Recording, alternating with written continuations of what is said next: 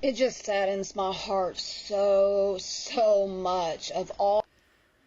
This is teaching for women, so it is really sad the way the world is.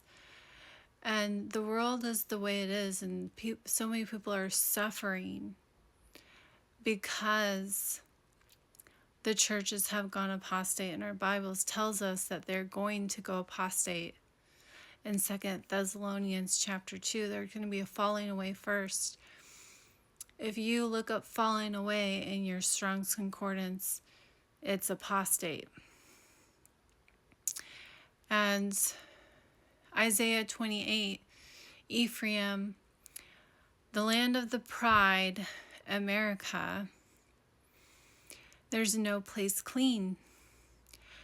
The Jeremiah 23 pastors have scattered his flock and have not sought the Lord. The line bleeding the line, and they both fall in a ditch, just like Scripture says. Because they're the ungodly men who have crept in unaware, turning the grace of God into lasciviousness. Jude chapter 1 verse 4. Most of America is Christian. I think it's like 70% of America is Christian. Some sort of Christianity. There's 46,000 different denominations that stem off of the Roman Catholic Church, who have all turned the grace of God into lasciviousness, all have forsaken his 10 commandments.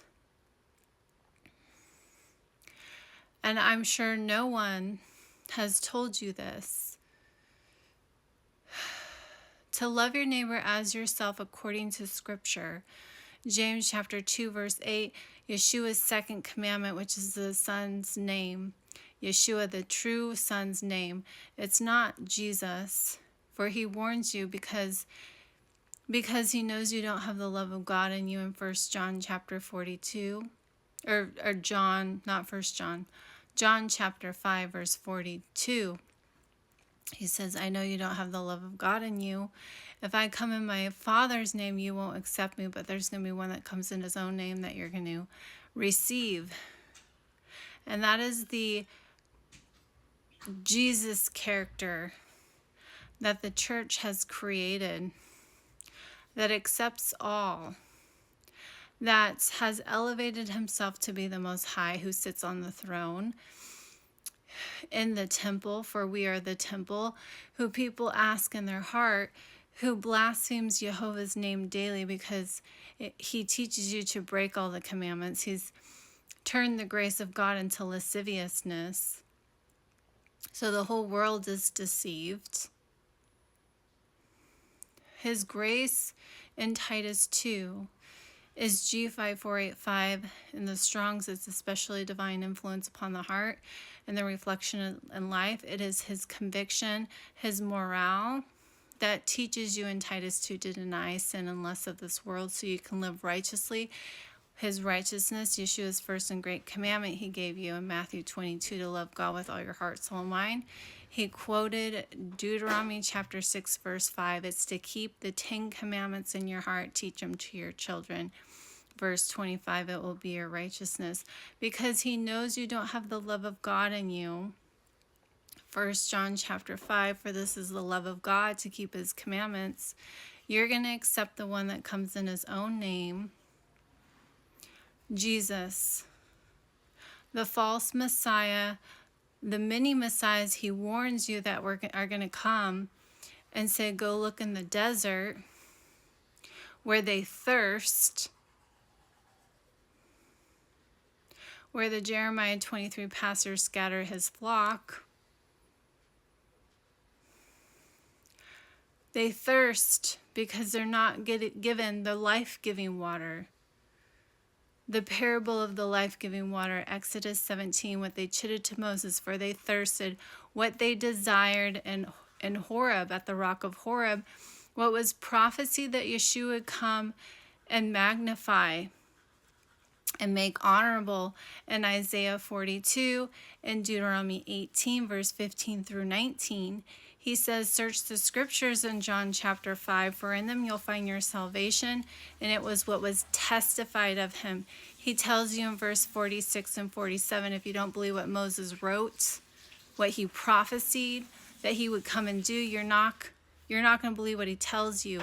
He was prophesied to refresh the covenant at Horeb, the 10 commandments that Jehovah gave with his voice out of the cloud in the midst of the fire in Deuteronomy 4 and 6, what they desired at Horeb, the life-giving water, what they were baptized in under the cloud in 1 Corinthians 10, quoting Deuteronomy 4 and 5. And he added no more. Not to be confused with the handwriting of ordinances Moses wrote in a book, the 600 and some sacrificial laws you shouldn't live by. The handwriting of ordinances that was against them, because after they received the 10 commandments at Horeb, he went up to Mount Sinai to receive the 2 tablets with the 10 commandments written on them with the finger of God, and they transgressed with the calf.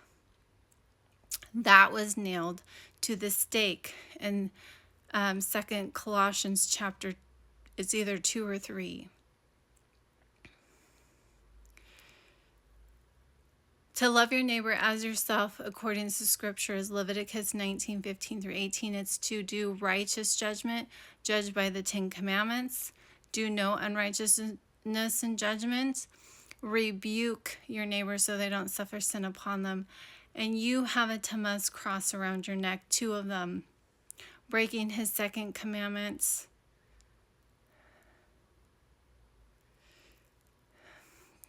Psalms 115, 135. They make you deaf, blind, and not walk in the ways of the Lord. And the Tammuz crosses on every single church building. It is the image made onto the beast in Revelations 13. The false Messiah. Jesus. The crucifix.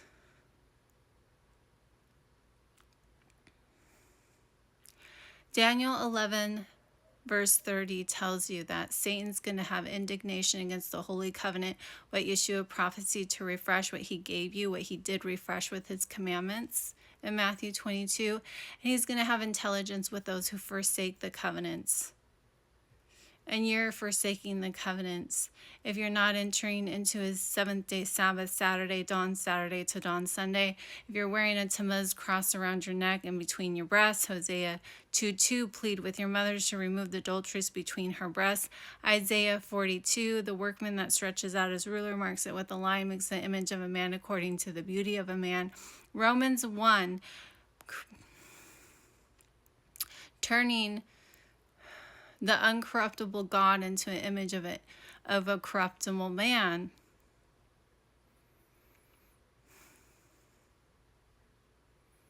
His son is not God. He came in his Father's name and authority. Jehovah spoke through his son and gave you commandments.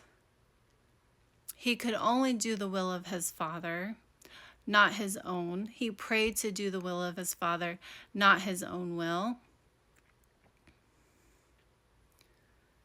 We are to keep the 10 commandments and eat clean. This is how we're grafted in. This is the workmanship unto good works in Ephesians 2 and Titus 2. For the grace of God teaches you to deny sin and lust of this world, the opposite of lasciviousness, unbridled lust, wantonness, shamelessness, the unmerited favor that the churches teaches. When you can come before the Lord, shameless in your sin because you have undeserved favor, it is a lie. Lasciviousness, Jude chapter 1 verse 4. The grace of God is his divine influence, his conviction on your heart so you can keep those 10 commandments if you listen to it and not sear your conscience with a hot iron. Revelations 22 verse 14. Blessed are they who do the commandments, that they have right to the kingdom and are able to enter into the gates of the kingdom. Hebrews chapter 5 verse 9. Those that believe on the Son. Yeshua became the author of eternal salvation for those who obey the Son. John 14:12.